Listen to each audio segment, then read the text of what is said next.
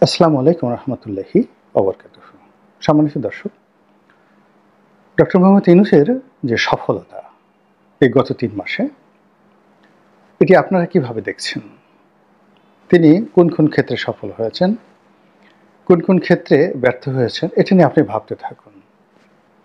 কিন্তু এই সময়ের মধ্যে যদি আপনি তার যাকে বলা হয় অসহায়ত্ব, তার ব্যর্থতা এবং আগামী দিনে তার যে পরিণতি, এই পরিণতির কথা আপনি অনুমান করতে চান কি ঘটতে যাচ্ছে, তাহলে আপনি তার চেহারা, সুরত, পোশাক আশাকের দিকে তাকালেই বুঝতে পারবেন। মূল ব্যাপার হলো প্রকৃতির একটা বিষয় আছে। আপনি খুব ভালো খাবার দাবার খেলেন, আপনার মধ্যে একটা উৎফুল্লতা কাজ করবে। আপনি একটা ভালো ড্রেস আপ হলেন অথবা ভালো একটা পোশাক পরলেন, আপনাকে অনেক সুন্দর লাগবে। আপনি ক্ষমতা পেলেন, নতুন বিয়ে করলেন, সুখী দাম্পত্য জীবন আপনার রয়েছে। আপনার ছেলে সন্তান খুব সফলভাবে মানুষের মতো মানুষ হয়েছে এবং আপনাকে গর্বিত করেছে। আপনার চেহারার মধ্যে এক ধরনের জৌলুস চলে আসবে। আপনার বয়স যত বাড়বে, আপনার চেহারার উজ্জ্বলতা তত বৃদ্ধি পাবে এবং আপনি দেখবেন যে পৃথিবীর যত বিখ্যাত লোক, যত বৃদ্ধ হয়েছেন, ততই তাদেরকে আলোকময় মনে হয়েছে নূরের একেবারে রোশনি, জিল্লতি তার ভেতর থেকে বেরোচ্ছে। আমি অনেক বৃদ্ধ লোককে দেখেছি, তারা প্যারালাইজড হয়ে গেছেন, বিছানায় পড়ে আছেন, কিন্তু তার চেহারা থেকে নূর বেরোচ্ছে। অনেক লোক এতটা বার্ধক্যের কবলে পড়েছেন, তারা হুইল চেয়ার করে ঘোরাফেরা করতে হয়, তাদেরকে ৩-৪ জন সহকারী লাগে, কিন্তু সামনে যখন মাইক দেয়া হয়, তাদের কণ্ঠ থেকে মনে হয় যেন গম গম করে আসমানি আওয়াজ বেরোচ্ছে। একজন লোকের নাম আমি বলি, আপনারা সবাই হাফিজি হুজুর রহমতুল্লাহ আলাইহের নাম শুনেছেন। কওমি লাইনের খুব বিখ্যাত আলেম ছিলেন, অনেকে বলেন মশহুর ওলি আল্লাহ ছিলেন। জিয়াউর রহমান সাহেবের বিরুদ্ধে বটগাছ মার্কায় প্রেসিডেন্ট নির্বাচনে তিনি দাঁড়িয়েছেন। তো তার যে বার্ধক্য, তার যে বুড়ো বয়সের যে ছবি, এবং তিনি এই বুড়ো বয়সে যে বক্তব্য দিতেন, ওই বক্তব্যগুলো যদি আপনারা শোনেন বা কেউ শুনে থাকেন, তাহলে বুঝতে পারবেন যে বার্ধক্য হলেও যখন আল্লাহর রহমত থাকে, বরকত থাকে, বিজয় থাকে, তখন তার মধ্যে একটা উজ্জ্বলতা চলে আসে, নুরানি ভাব চলে আসে। এই গেল একটা আধ্যাত্মিকতা। আরেকটা হলো রাষ্ট্র ক্ষমতা। আপনি রাজা হন এবং রাজা হওয়ার পর আপনি খুব সুন্দরভাবে রাষ্ট্র পরিচালনা করছেন। হন আপনি হিন্দু, বৌদ্ধ, খ্রিস্টান কিংবা যাই হন না কেন, আপনি সিংহাসনে বসে চমৎকারভাবে রাষ্ট্র পরিচালনা করছেন। আপনার চেহারার মধ্যে একটা রাজসিকতা চলে আসবে। আপনি গিয়ে দেখেন বেগম খালেদা জিয়া যখন সিংহাসনে বসলেন 2001 সনে, তো 2001 সনের আগে আপনি দেখবেন যে তার চেহারা নষ্ট হয়ে গিয়েছিল আওয়ামী লীগ জমানাতে, কিন্তু ক্ষমতায় বসার কদিন পরে তিনি তার উজ্জ্বলতা ফিরে পেলেন। শেখ হাসিনার অবস্থা একই, জেলখানা থেকে বেরোলো বিধ্বস্ত সেই সময়টাতে। এরপর 2009 সনে ক্ষমতায় তিনি বসলেন। বসার পর একেবারে যেদিন পালালেন, ওই দিন পর্যন্ত তার কি যে শক্তি, কি যে দাপট, এবং এখনও দেখেন সে ফুরফুরো মেজাজে সে দিল্লিতে বসে কত খেলাধুলা করছেন। চাণক্যের সে কত নিয়মকানুন তিনি সেখানে প্রয়োগ করছেন, লোদি গার্ডেনে ঘুরে বেড়াচ্ছেন। এটার অর্থ যে তিনি যা কিছু করছেন তার একটা কনফিডেন্স আছে। তো সেই কনফিডেন্স থাকার কারণে তিনি কাজগুলো করতে পারছেন। আবার আমাদের রাষ্ট্রপতি আব্দুল হামিদ থেকে শুরু করে অন্যান্য যারা বিভিন্ন সময় রাষ্ট্রপতি পদে বসছেন, বিশেষ করে জিল্লুর রহমান সাহেব, তো জিল্লুর রহমান সাহেব যখন রাষ্ট্রপতি পদে বসছেন তিনি একেবারেই দুর্বল, কিন্তু যেই মুহূর্তে তিনি প্রেসিডেন্টের গদিতে বসছেন, অমনি এত সুন্দর হয়ে গেল কথাবার্তা সব মিলে। কিন্তু দেখেন আমাদের চুপ্পু সাহেব এই অল্প কয়েকদিন, এই 3 মাসে তার অবস্থা কি হয়েছে। একেবারে মনে হচ্ছে যে সারা দেহ তার এই থুতনির চামড়া ঝুলে গেছে, হাত মনে হয় যে উঠাতে পারেন না, ঠিকমতো বসতে পারেন না। তো এই যে কথাগুলো আমি বললাম সেটা হলো যে ডক্টর মোহাম্মদ ইউনূস তিনি কতটা সফল হবেন বা কতটা ডুববেন, তার পরিণতি কী হবে, এটি তার চেহারা সুরত, হাঁটা চলা, কথাবার্তা, হাসি, হেয়ার স্টাইল, এগুলো দেখলেই বুঝতে পারবেন। এবং আপনার মন যেদিন ভালো থাকবে আপনি দেখবেন সেই দিন আপনার চুল তেলতেলে হবে। এবং যেদিন আপনাকে দেখবেন আপনি ছ্যাঁকা খেয়েছেন, মন খারাপ, লস করেছেন, হঠাৎ করে আপনার চুল বাঁকা হয়ে গেছে, আপনার বগল থেকে গন্ধ বের হবে, আপনার কুস্কি থেকে দুর্গন্ধ বের হবে, এবং আপনার পেটের মধ্যে অকারণে গ্যাস তৈরি হবে। আপনি কিছু খান নাই কিন্তু গ্যাস তৈরি হবে এবং আপনি একটার পর একটা বায়ু ত্যাগ করতে থাকবেন, মানে কেজির পর কেজি বায়ু ত্যাগ করতে থাকবেন। এটা একটা সাইকোলজি। তো সেই দিক থেকে প্রধানমন্ত্রীর যে চেয়ারটি বাংলাদেশে খুবই গুরুত্বপূর্ণ, যেটি এখন ডক্টর মোহাম্মদ ইউনূসের কর্তৃত্বে আছে। তো আপনারা নিজেরাই তার এই গত 15 দিনের যে ফিজিক কন্ডিশন, হাঁটা চলা, কথাবার্তা, বসা, ড্রেস কোড ইত্যাদি দেখেই বুঝতে পারবেন তিনি কতটা সুখে আছেন এবং কতটা সফলতার দিকে তিনি এগোচ্ছেন। এই গেল একটা। দ্বিতীয় প্রসঙ্গে আসি, তার শত্রুকে। দৃশ্যত তার শত্রু আওয়ামী লীগ এখন, এবং তিনি ভয় পাচ্ছেন কাকে? প্রথমত শেখ হাসিনাকে, আওয়ামী লীগকে, এবং তিনি যে কোনো মূল্যে সর্বোচ্চ চেষ্টা করে যাচ্ছেন এবং করবেন যেন আওয়ামী লীগ এই বাংলাদেশের রাজনীতিতে পুনর্বাসিত না হয়। অন্যদিকে আওয়ামী লীগকে ভয় দেখানোর জন্য যেখানে যেখানে সরেয়া রয়েছে, সরেয়াতে আম পর্যন্ত তিনি মানে যাকে বলে, যেখানে আম দেখবেন সেখানে সরেয়া দেখবেন, যেখানে ল দেখবেন, যেখানে লীগ দেখবেন, কিংবা যেখানে নৌকা দেখবেন, জয় বাংলা দেখবেন, বঙ্গবন্ধু দেখবেন, ছবি দেখবেন, মূর্তি দেখবেন, সব জায়গাতেই তিনি তার আপন কর্তৃত্ব প্রতিষ্ঠা করে ওইগুলোকে ভ্যানিশ করার চেষ্টা করবেন। এর কারণ হলো ক্ষমতা ওয়ান ওয়ে ট্রাফিক। এখানে দয়া মায়ের কোনো বিষয় নয়, এখানে যারাই যায় তাদেরকে ওই রাবণ হয়েই বসবাস করতে হয়, এর কোনো বিকল্প নেই।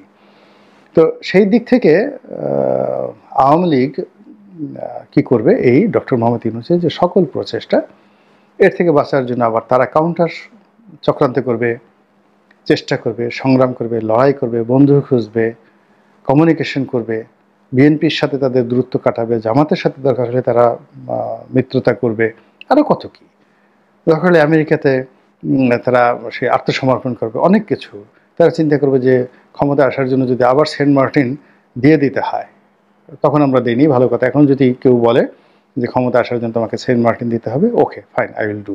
এর কারণ হলো সেন্ট মার্টিন রক্ষা করতে গিয়ে আমি ক্ষমতা হারিয়েছি, আর এখন যদি সেন্ট মার্টিন দিয়ে আবার ক্ষমতা পাই তো অসুবিধাটা কী? তো এই কাজ আওয়ামী লীগ তাদের মতো করে করবে। তো এখন এই যে আওয়ামী লীগ ভার্সেস ডক্টর মোহাম্মদ ইউনূসের সঙ্গে যে একটা রসায়ন হচ্ছে, পরস্পর বিরোধী রসায়ন, একে অপরের জন্য ভয়ঙ্কর হচ্ছে, তো এটা কি ডক্টর মোহাম্মদ ইউনূসের জন্য ক্ষতিকর, ডুবানোর কারণ হবে নাকি অন্য কিছু? অবস্থার দৃষ্টি মনে হচ্ছে যে ডক্টর মোহাম্মদ ইউনূস তাকে কেন্দ্র করে তার চারিদিকে এমন একটা বলয় তৈরি করে ফেলেছেন। এখন তার সফলতার জন্য যেভাবে তিনি নিজে দায়ী, আবার তার ব্যর্থতার জন্য তিনি নিজে দায়ী হবেন। মানে বাইরে থেকে কোনো মানুষের সহযোগিতা তার দরকার হবে না, বা কোনো মানুষের ক্ষতিরও তার দরকার হবে না। আওয়ামী লীগ তার জন্য কিছুই আওয়ামী লীগকে করতে হবে না।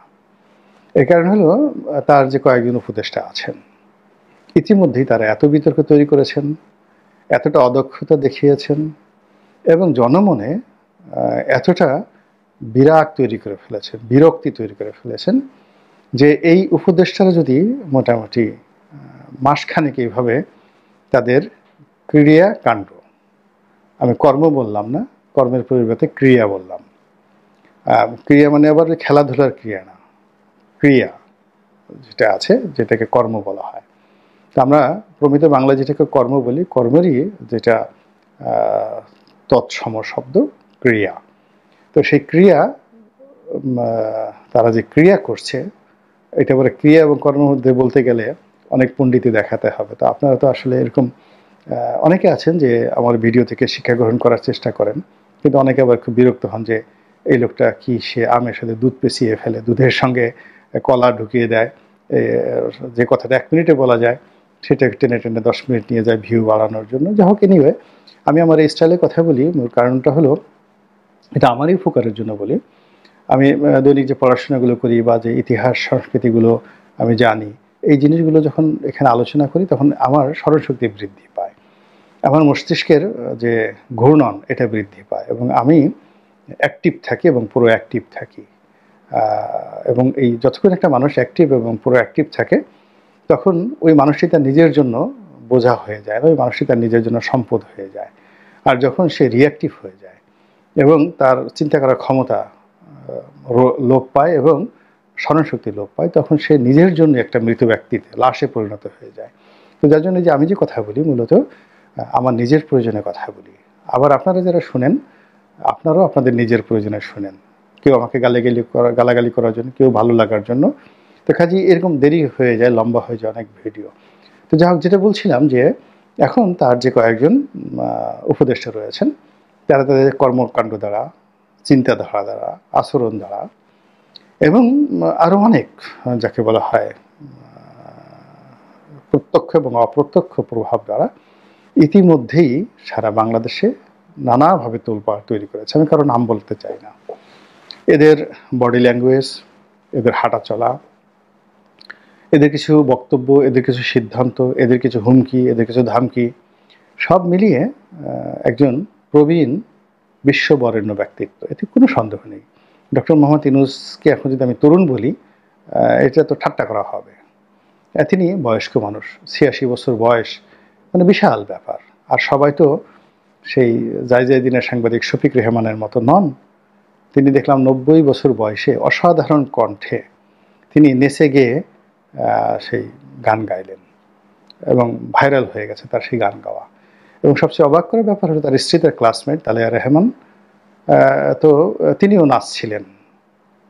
তারপর তিনি যে প্যান্ট পরছিলেন, সেই প্যান্ট পরে ঠিক কাকে বলবো, আপনারা অনেকে হয়তো এলভিস প্রেসলিকে দেখেছেন। এলভিস প্রেসলি যাকে বলা হয় রক গানের ফাদার, মাইকেল জ্যাকসনের শ্বশুর।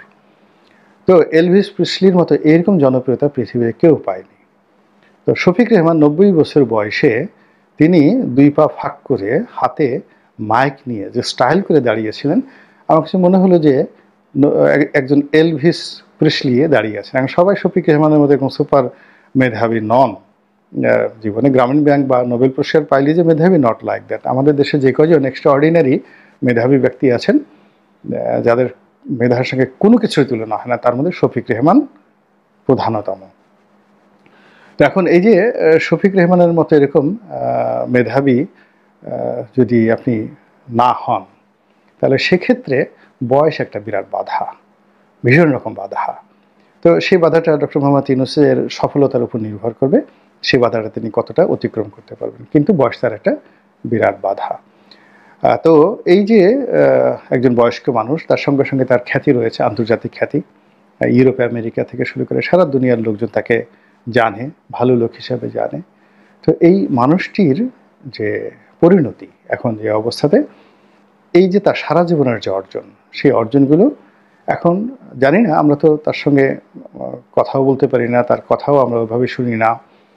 পরিশীলিতভাবে তিনি ভদ্রলোক মানুষ, সীমিত কথাবার্তা বলেন। তো তার কোন কর্মের কারণে তিনি নিন্দিত হবেন এবং কোন কর্মের কারণে নন্দিত হবেন, এটা আমরা বুঝতে পারছি না। কিন্তু ইতিমধ্যে যেটা আমরা বুঝতে পারছি সেটা হলো তার বেশ কয়েকজন উপদেষ্টা, তাদের কর্মের কারণে তিনি যে নির্ঘাত ডুববেন এতে কোনো সন্দেহ নাই। এবং তার এই ডুবানোর জন্য বিএনপির দরকার হবে না, জামাতের দরকার হবে না, আওয়ামী লীগের দরকার হবে না। এবং এই উপদেষ্টাগুলোর কারণে তিনি যেভাবে ডুববেন, ইচ্ছা করলেও কোনো নোঙ্গর দিয়ে কেউ তাকে ওখান থেকে আর তুলতে পারবে না। রাজনীতি এমন একটা জায়গা, এই গর্তের মধ্যে, কুয়োর মধ্যে যদি কেউ একবার পড়ে যায়, আল্লাহ, একমাত্র মহান আল্লাহ রব্বুল আলামিনই তার জিম্মাদার হতে পারেন, অন্য কেউ নয়। আল্লাহ আমাদের সবাইকে হেদায়েত দান করুন, হেফাজত করুন। আসসালামু আলাইকুম ওয়া রাহমাতুল্লাহি ওয়া বারাকাতুহু।